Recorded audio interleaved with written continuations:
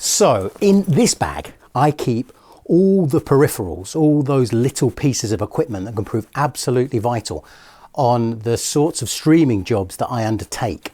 And in this clip, I'm going to go through the equipment item by item, explain what I think of them, and where relevant, how I might upgrade in the future.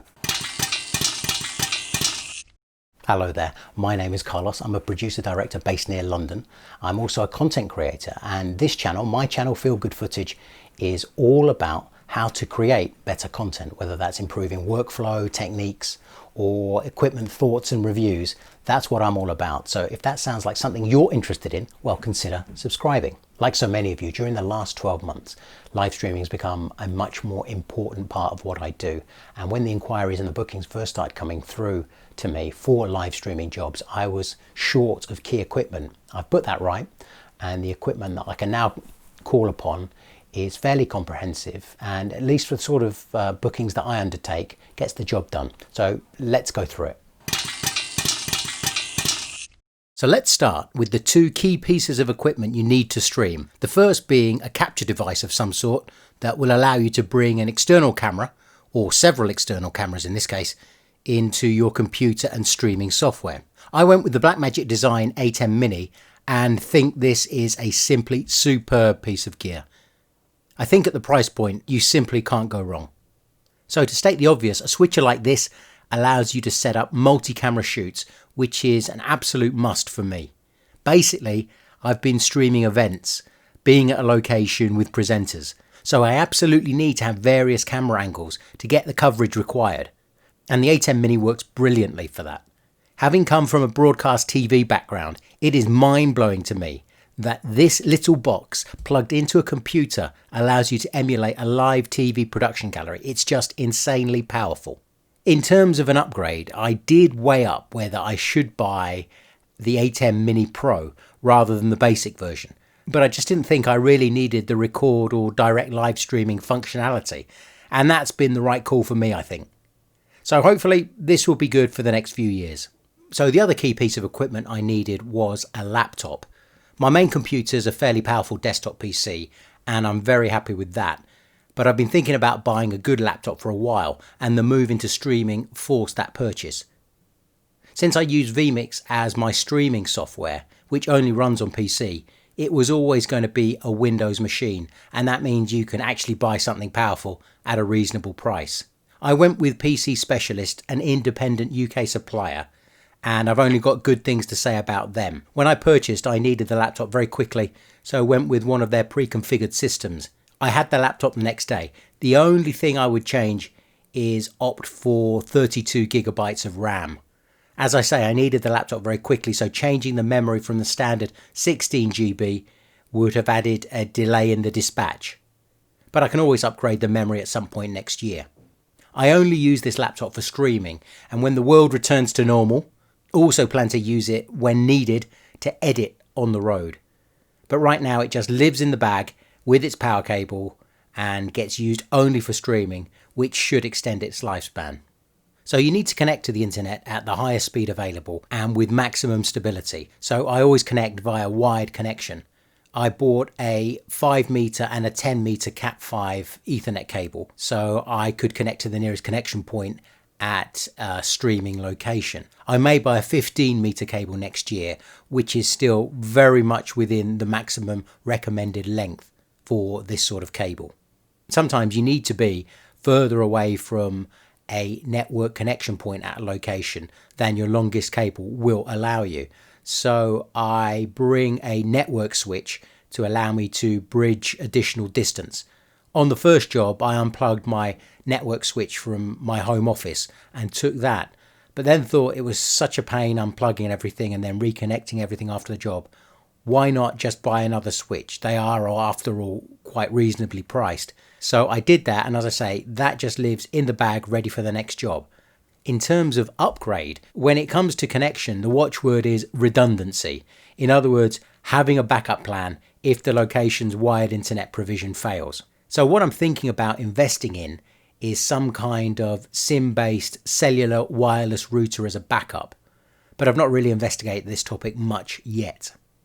from connecting to the internet to connecting to cameras. And in terms of the A10 Mini, it is HDMI input only.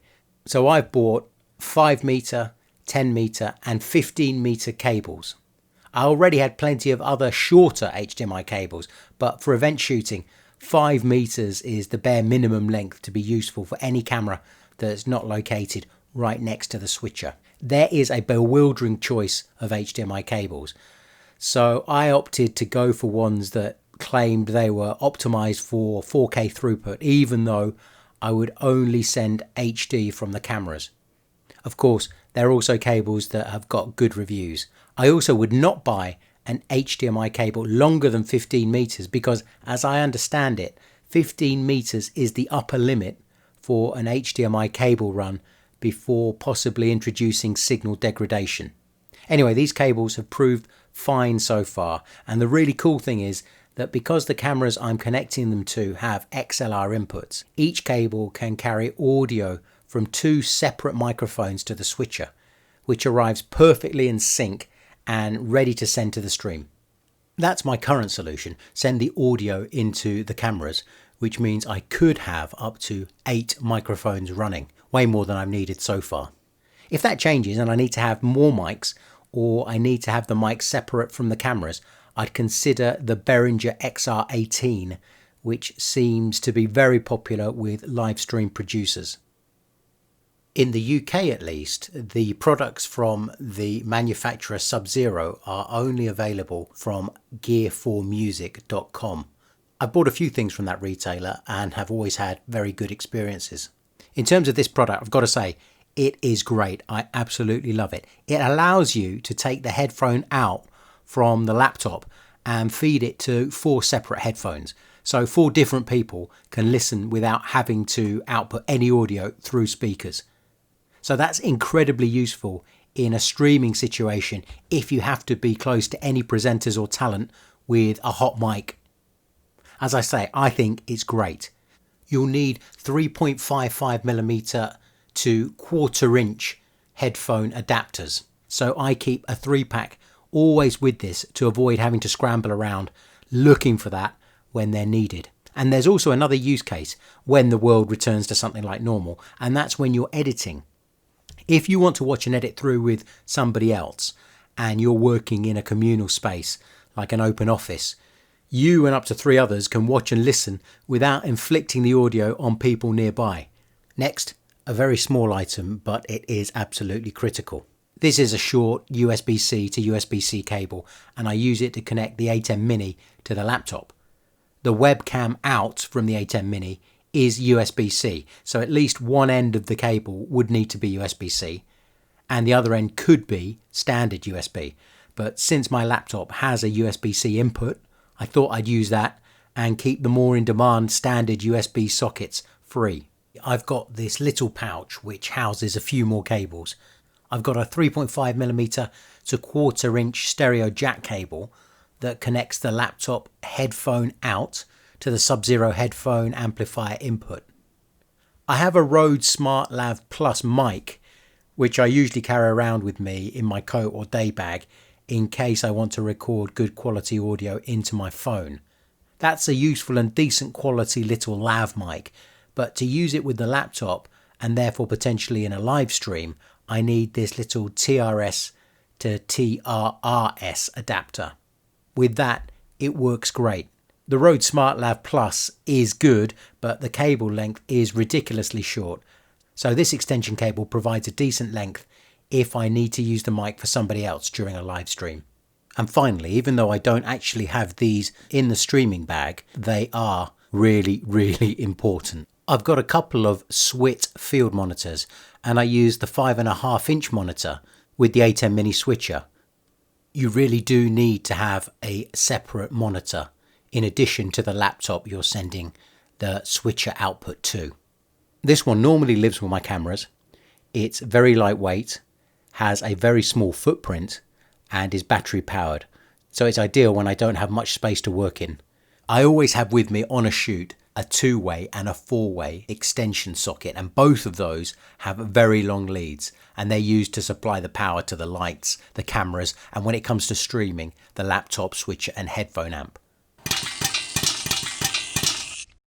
Right, that is it for this clip. Hopefully you enjoyed it. Hopefully you found something useful. If you did, a like would be fantastic.